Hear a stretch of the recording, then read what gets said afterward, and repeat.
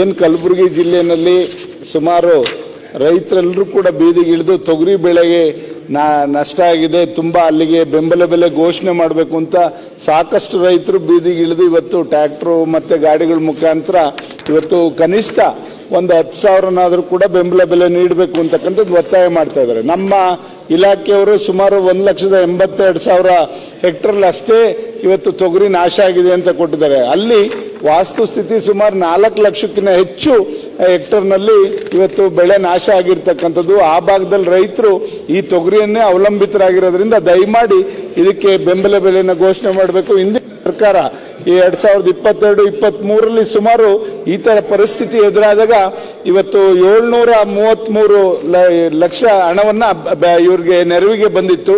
ಆದ್ರಿಂದ ಈ ಸರ್ಕಾರನು ಕೂಡ ಒತ್ತಾಯ ಮಾಡ್ತೇವೆ, ಖಂಡಿತ ಈ ತೊಗರಿ ಬೆಳೆ ರೈತರಿಗೆ ನೀವು ಅವ್ರ ಜೊತೆಲಿ ಧಾವಿಸಿ ಅವ್ರಿಗೆ